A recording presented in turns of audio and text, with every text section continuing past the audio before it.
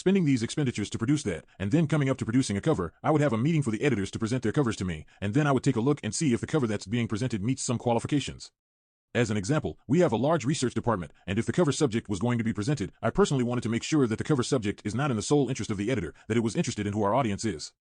We would have a lot of conversations with respect to why did they pick that subject, is the topic over right now, what the cover line is going to be, what the photo is, and then that's how. So we would have these meetings before the publication was finalized, and then we would have these meetings sometimes or twice a week. Q. And did you participate in editor meetings? Yes, I participated in all of them. Q. Were there editor meetings for all of Ami's publications or on certain publications? Primarily the celebrity titles, the tabloids. Q. How about the National Enquirer? Yes, for the National Enquirer, yes. Q. Was that AMI's most well-known tabloid, to use your word?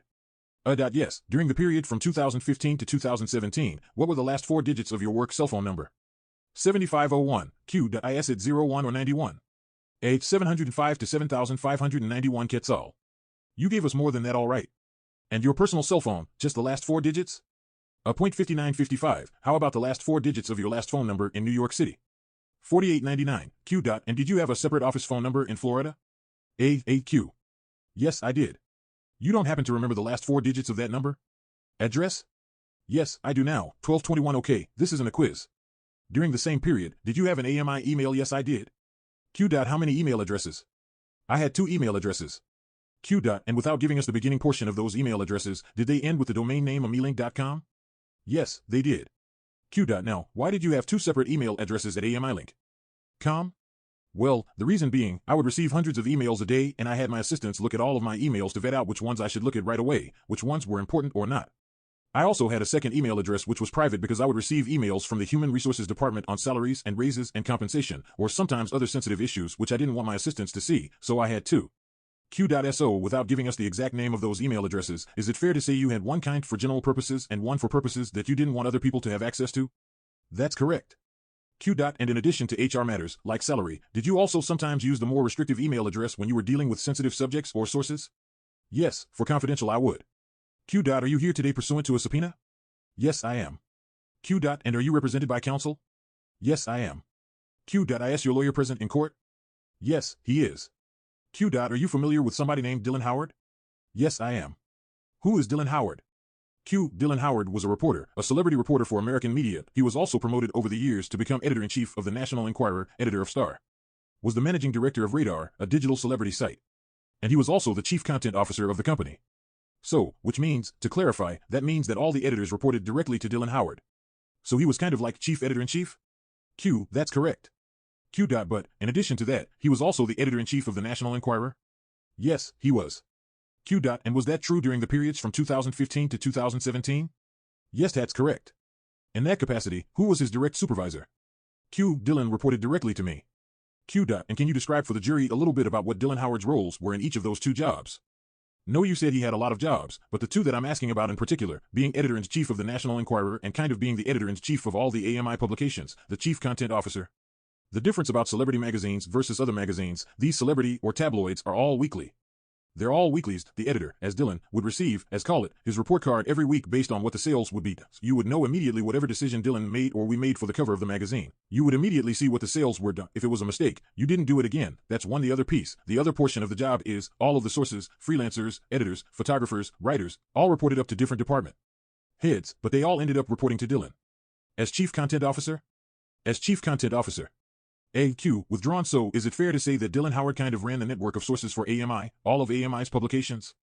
Yes, because his job was to make sure that we would have the most exclusive and current content. Q. Now, when it came to, I don't know how to say this, juicy stories, did he run those decisions by you? Yes, he did. Was part of his responsibilities to maintain Q relationships and cultivate relationships with potential sources? Yes, it was a very important part of his job. Q. And forgive me for asking this question, I know it's a little bit basic, can you explain, what is a source? Yes, as an editor of a tabloid magazine, you develop over the years a group of sources, and the sources might be people who work in hotels, people who work for lawyers, people who work for various different aspects of a celebrity. A celebrity might be using, like, for example, a limousine service. Develop sources, and that's really what makes a celebrity reporter or celebrity editor-in-chief. Important how valid their sources are, and they build this entire source network. Q. Thank you. Does Dylan Howard still work at AMI, to your knowledge? It's my understanding he doesn't work for them anymore. Q. Are you still in touch with him personally? No, I'm not. Q. Do you know where he is living now? It's my understanding he is living in Australia. Are you aware of any health conditions involving Mr. Howard? A. Yes, Mr. Bove, objection. The court overruled. Q. I don't want to get too personal. Can you tell us a little bit about what health conditions involving Mr. Howard you are aware of? From what I heard, is that he right now has a spinal condition. And are you aware of whether it's possible for him to travel internationally? It's my understanding he can't. During your time working at AMI, were you familiar with someone named Bonnie Fuller? Yes, I was. Q. And who was Bonnie Fuller? Bonnie Fuller's history: she is a very famous editor and she was hired by Jan Wenner when he purchased Us Weekly. Bonnie Fuller was a celebrity editor and Jan Wenner hired her and she turned the magazine around and it became the most popular magazine in the country. And, rather, American media was just in the process of competing against Bonnie Fuller and Us Weekly with my magazines, which was the National Enquirer and Star, and she was basically killing it. I decided that to see if I could hire Bonnie Fuller, I approached her, and I was able to bring her over from Winner Media to become the chief editor of the Star. The court: can we stop at this point? Mr. Stanglass: okay. The court: jurors, we're going to call it a day. I would ask you to please be back here in time for us to start at 11 o'clock in the morning. Again, we're going to work through lunch and we'll stop at 2 o'clock. I am not going to repeat all of the admonitions, I just gave them to you. Basically, don't discuss this case either among yourselves or with anyone else. Please continue to keep an open mind as to defendant's guilt or innocence. Please do not form or express an opinion as to the defendant's guilt or innocence. Put the case out of your mind, don't think about it. Don't talk about it, and don't read anything about it.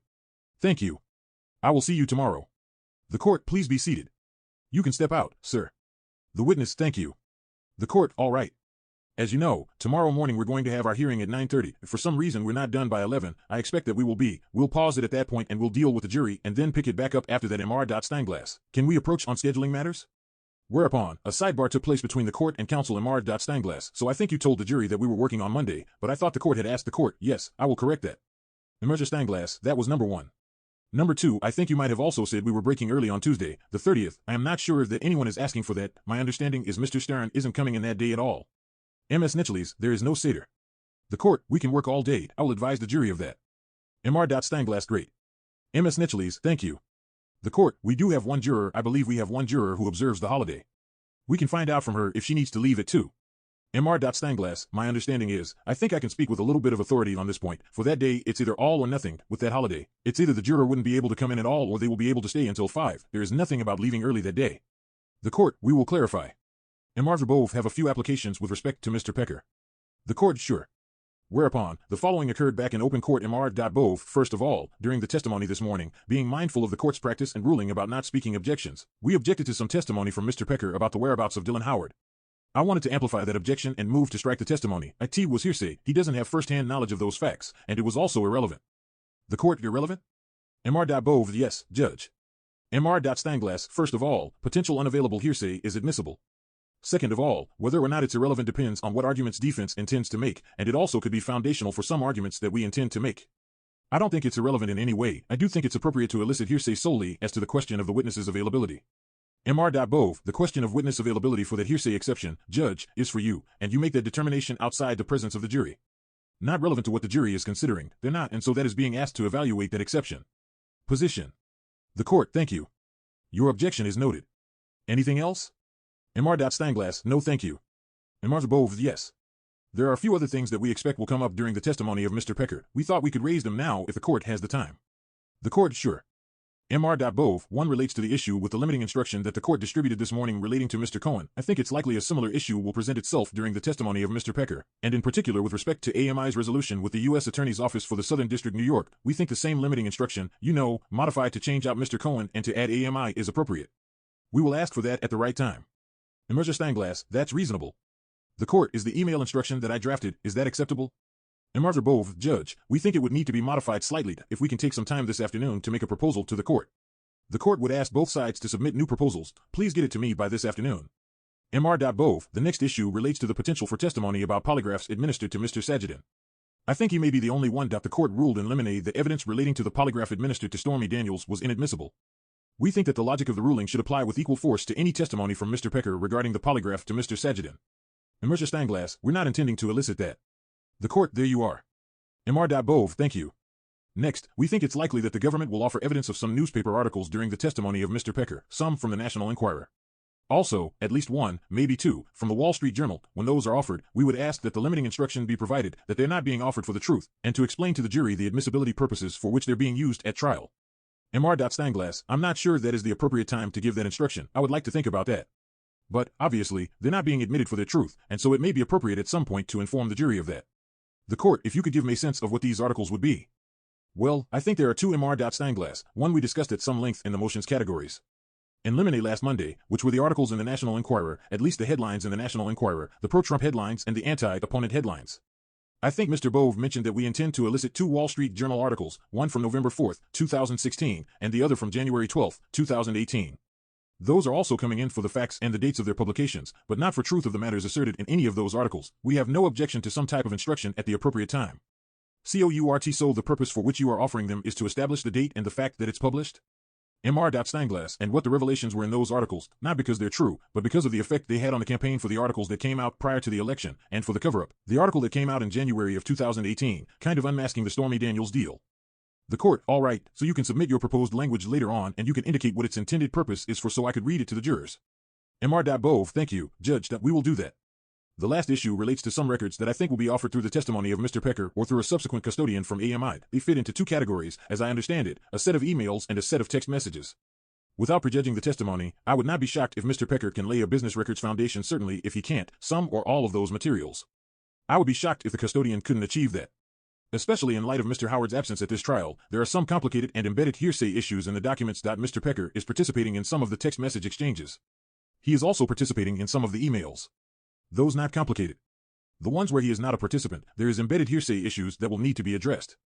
We don't want to necessarily slow down the witness's testimony when those come in as business records in front of the jury, but at some point, particularly with respect to communications that Mr. Pecker is not a party to, would like to be heard on the other hearsay issues they raise. Mr. Steinglass, this is a short issue. Can address evidentiary issues when they arise, but I don't believe there is a requirement that in order to be a business record that the witness be a party to the so, like I said, we could address these communications issues when they arise. Mr. Bove, just to clarify the issue, the government can lay a foundation that a text message between Mr. Howard and a third party comes in as a business record. That text message communication is a business record. There's still an embedded hearsay issue with respect to the factual assertions in the text messages coming in for the truth or not. That is the issue that is more tricky and requires more analysis. The business record foundation doesn't alleviate that issue. My point is, when Mr. Pecker is on the stand, if all that is going to be happening, communications are going to be coming into evidence based on the business records foundation, and some would be displayed to the jury when Mr. Pecker is a party. I don't think that is complicated. On the other hand, if the government contemplates putting in text messages from Mr. Howard to third parties who have not testified yet and may not testify, and to display them to illustrate a narrative during the testimony of Mr. Pecker, that would be much more complicated, and we would ask to be heard at that time or whatever time the court thinks is appropriate. The court, let's discuss it now. Mr. Bove, I can go exhibit by exhibit. The court, you can show me a couple of exhibits. I really just want to hear your legal argument. Mr. Bove, so, for example, Government's Exhibit 163 is a string of November 2015 emails between people I understand to be AMI employees, Sharon Churcher, Barry Levine, and Dylan Howard. So, as I said, I expect one way or the other the government to lay a business records foundation that email thread can come in, not for the content of the statements, but for the fact that AMI maintained an email system that allows those to come in. There are factual assertions in that email that are made by hearsay declarants, none of whom are going to testify at the trial, so those factual assertions in the email cannot come in for the truth. When I say it is a little bit tedious, but there are several emails like this, and many sets of text messages like this, I am not suggesting the government is doing anything wrong here, but we would like to flag it because it does raise some complex issues that are going to need to be addressed. Mr. Steinglass, let me just say briefly that this is kind of a detailed analysis, and I am glad to hear about it now, although it would have been better if we heard about it a month ago when we provided those exhibits and we could have hashed some of these things out in motions in limine, which we have passed the motions in limine that being cited in order to get an advanced deadline. Ruling. That being said, I understand what Mr. Bove is saying, and I think there are certain portions of some of the emails or texts that would come in, but not for the truth. I do think that it's kind of a case-by-case analysis. My suggestion is that Mr. Bove give us the proposed portions of these emails and texts that he believes should not be coming in for the truth. We can see if we agree about some of them. For example, the one that Mr. Bove just mentioned, which would be People's Exhibit 163, there is a portion of that email chain in which there is a detailed recitation of the Dino Sajidin story. Although that should come in because it informs what happened afterwards, we're not intending to argue that that is coming in for the truth of the matter asserted. That is an example where I think we could agree, and there are probably many others. The court, Mr. Bove, what I would ask you to do is identify the email or the email threads that you are referring to, consult with the prosecution, see what you can sort out, and then come to me with anything that you can't come to an agreement on. Mr. Bove, thank you, and we'll just on the timing issue, we want to use your Honor's time efficiently, but, I think, as the court is aware, we learned that Mr. Pecker would be called as witness yesterday at about 3. The court am not aware of what time it was. Mr. Bove, that's the first time the government told us about it.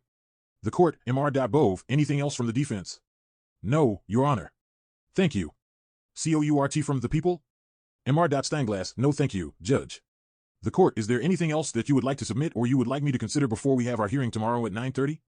Mr. Bove, just on the contempt motion. The court, yes. Mr. Bove, no, Your Honor. Thank you. Mr. Conroy, can we approach for a moment on that? Nothing additional at this point. The court, sure. Whereupon, a sidebar took place between the court and counsel Mr. Conroy. Guess I was wondering if we should put a witness on tomorrow for the various truths. It's not clear to me whether there is an objection to those coming in based on the papers that we received. The court, you consent to the introduction of posts? Mr. Conroy, yeah, I'm just trying to figure out how the hearing would work out tomorrow. If we should have witnesses, the court, you have to meet your burden. It's to you how you are going to do that. How long do you think it will take to present your case? Mr. Conroy, 35 minutes maybe. The court, okay. Mr. Conroy, somewhere between 30 minutes to an hour. The court, are you going to present anything? Mr. Bove, we may amplify some of the legal so subject to arguments that we made in the briefing. Seeing what comes in testimony, our plan is not to offer anything additional.